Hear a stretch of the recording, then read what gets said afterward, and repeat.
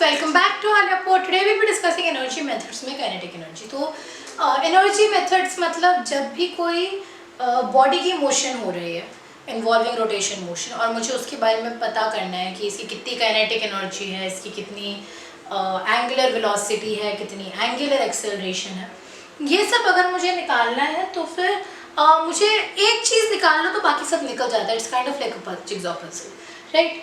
तो अलग अलग तरीके होते हैं सॉल्व करने के. नॉर्मली हम वही प्रीसेट तरीकों को यूज़ करते हैं जिनमें बस वैल्यू वगैरह डालनी है. तो वर्क डन की हमने बात कर लिया. Now let's get to kinetic energy. Kinetic energy अगर आपको याद नहीं है, it is the energy in a body due to virtue of its motion. Half mv² भी लिखा जाता है,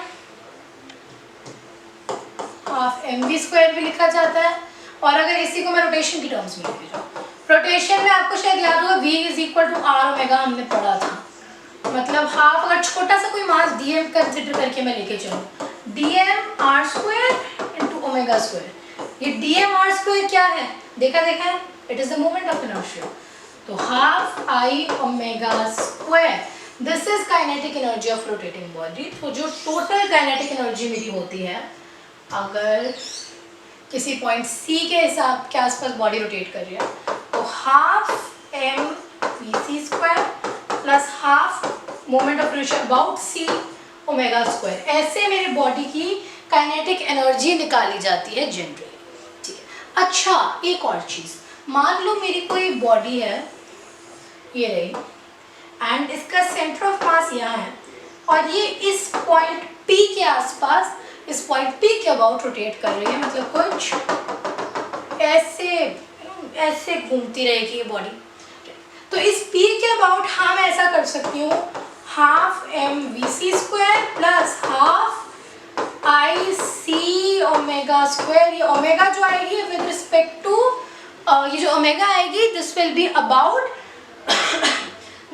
अबाउट P, राइट. एक तो मैं ऐसे कर सकती हूँ, जहाँ पे इसकी जो वेलोसिटी होगी, मान लो किस भी तरफ हो, ऐसे अगर इस तरफ इसकी है, सेंटर ऑफ मास की है, तो उतनी रहेगी. तो ये VC है.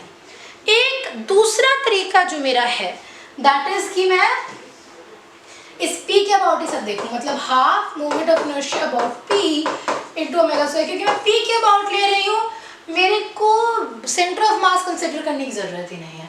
P के अबाउट में कैसे निकालूंगी? सेंटर ऑफ मास है, तो इमेजिन ये अगर कुछ डिस्टेंस r है, आपको पैरेलल एक्सिस थ्योरम याद होगी, राइट. सो IP = IC, क्योंकि इसी सेंटर ऑफ मास है, plus m × r², right. IC भी m और r की टर्म्स में ही होगा, तो इससे आप IP निकाल सकते हैं. ये ऐसे मेरी kinetic energy of a body आ जाएगी. तो एक्सिस के थ्रू, अगर सेंटर ऑफ मास के थ्रू निकल रहा है, फिर तो आसान काम है, यही फॉर्मूला इनफैक्ट यूज कर दो. अगर एक्सिस सेंटर ऑफ मास के थ्रू नहीं निकल रहा तो ये कर सकते हो, या फिर सीधा ऐसे ही करो, तो ये एक्स्ट्रा टर्म हटेगी, क्लटर कम होगा, रिलेटिवली सिंपल होगा, राइट. अच्छा, एक और चीज़, सेंट्रोइडल मोशन आपको पता है क्या होती है? कि जिसमें हम सेंटर ऑफ मास को रेस्ट पे मानते हैं. अगर किसी बॉडी की ऐसी मोशन हो रही है जिसमें सेंटर ऑफ मास रेस्ट पे है, सेंटर ऑफ मास के फ्रेम से देख रहे हैं, मतलब सेंटर ऑफ मास रेस्ट पे, दैट इज सेंट्रोइडल मोशन. तो तब मेरा VC = 0.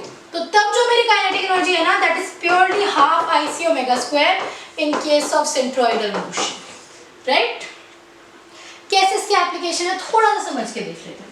तो मान लो मेरी कोई रॉड है और एक एक्सिस यहाँ से निकल रहा है जिसके अबाउट ये ओमेगा से घूम रही है, और मुझसे पूछते हैं इसकी काइनेटिक एनर्जी क्या है. मास m और लेंथ l. तो हो सकता है आपको ये चीज़ याद हो सकता है आपको ये चीज़ ना याद हो, लेकिन एक एक्सिस जो रॉड के सेंटर से निकल रहा होता है, उसका मोमेंट ऑफ इनर्शिया होता है ml²/12, राइट. तो अगर मुझे इसे पॉइंट A और इसे पॉइंट B मानूं, ये जो यहाँ पे ये पॉइंट है, ये सेंटर ऑफ मास है, this is an axis passing through the centre of mass. तो मैं कह सकती हूँ VB = VA plus m times, ये कितना डिस्टेंस है, पूरी रॉड L की है और ये मिड पॉइंट है, तो L/2. बिल्कुल ऐसा कह सकते हैं. मतलब ml²/12, which is the moment of inertia of axis passing through the center of the rod, passing through the center of mass, plus ml²/2 का स्क्वायर 4. मतलब V क्यों लिखा है? I होगा ना, I of A and I of B. हाँ, तो I of about B कितना हुआ, इनको ऐड करोगे तो आपके पास आएगा ml²/3. बेस्ट तो ये भी याद होना चाहिए, याद कर लो तो बेस्ट. मतलब यहाँ जो मोमेंट ऑफ इनर्शिया है दैट इज ml²/3। अब ये आप देखेंगे ना, this is your second case जिसमें the axis was not passing through the center of mass but the object was rotating about the axis। तो इसमें हमने क्या किया है, तो इंडिविजुअल ले लो या फिर मोमेंट ऑफ इनर्शिया इस एक्सिस के अबाउट निकालो।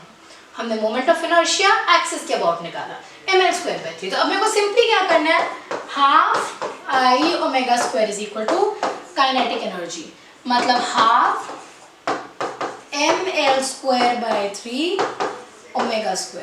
मतलब काइनेटिक एनर्जी कितनी आई, 1/6 ml² ω²। ये मेरी काइनेटिक एनर्जी आई। और ऐसे निकालते हैं। एक और एग्जांपल ले लेते हैं कि समझ आ जाए। ये एक बहुत जनरल केस है, सर्टेन आपको हर किताब बुक में मिलने वाला है।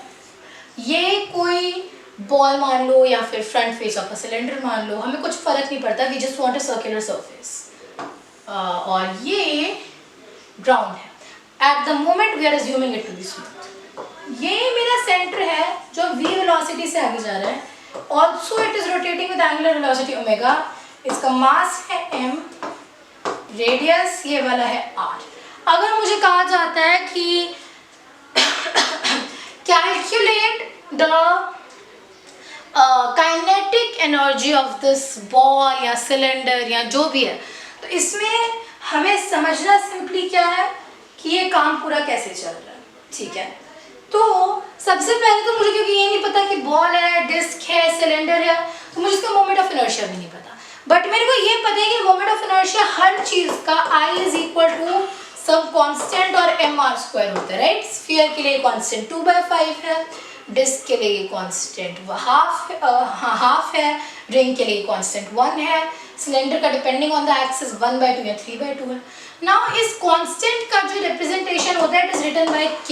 तो अगर मुझे जनरली निकालना होता है मोमेंट ऑफ इनर्शिया तो मैं इसे kmr² लिखती हूँ। या इसे कहने का बेटर तरीका पता है क्या है कि this is equal to m into जो मेरा रेडियस ऑफ गायरेशन k था वो, राइट। ऐसे भी लिख सकते हैं या फिर kmr² या cmr² भी से लिखा जाता है। बट अभी let us consider radius of gyration. अगर आपको याद नहीं है रेडियस ऑफ गायरेशन क्या होता है, अलग ट्यूटोरियल है, you can refer to it. But in short it is the distance from the axis at which if all the mass of a body is placed then the body has the same moment of inertia। Simple words में अगर मान लो ये कोई disc है और इसका moment of inertia about this axis कितना है, r है, तो mr²/2। तो मैं इसी एक्सिस से कोई ऐसा डिस्टेंस k निकालूं जिस पे अगर मैं डिस्क के मास का एक पॉइंट ऑब्जेक्ट रखूं, डिस्क का मास m था तो ये भी m है।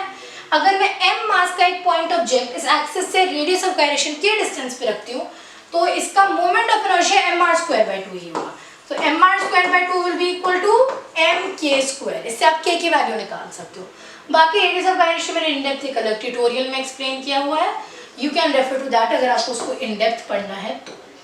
ठीक है, सो अगर मुझे इसकी काइनेटिक एनर्जी निकालनी है, सबसे पहले तो आएगी kinetic energy of kinetic energy of this, ये जो मेरा सेंटर है इसकी कितनी होगी, half into centre of mass का मास m इंटू इसकी वेलोसिटी v का स्क्वायर प्लस हाफ इंटू इसका moment of inertia about this axis, वो कितना है m इंटू k² इंटू कितने से ω², मतलब half m v² plus k² ω²। अच्छा, क्योंकि यहाँ पे रोलिंग हो रही है, क्योंकि रोलिंग हो रही है and we are assuming rolling without slipping unless something else is given, मैं ये कह सकती हूँ v is equal to r omega. ये तो कंडीशन होती है रोलिंग विदाउट स्लिपिंग की, राइट। मतलब v को मैं लिख दूँ r इंटू ओमेगा, तो half m times r² ω² plus k² ω², मतलब half m ω² k² plus r²। और ये है मेरी kinetic energy of whatever this object was, whatever this rigid body was during its motion, right। तो इसमें दो कंपोनेंट्स हैं, ये मेरे सेंटर ऑफ मास की है, राइट, ये मेरा जो सेंटर ऑफ मास है उसकी काइनेटिक एनर्जी है, and this is the rest of the points, क्योंकि at the end of the day एक बॉडी इज मेड ऑफ छोटे छोटे particles, we can say, right, छोटे छोटे पार्टिकल्स जो अपनी हर किसी काइनेटिक एनर्जी ऐड करके हम ये बना रहे हैं। तो आई होप ये कॉन्सेप्ट क्लियर है। That was all for today's video. Good bye, thanks for watching.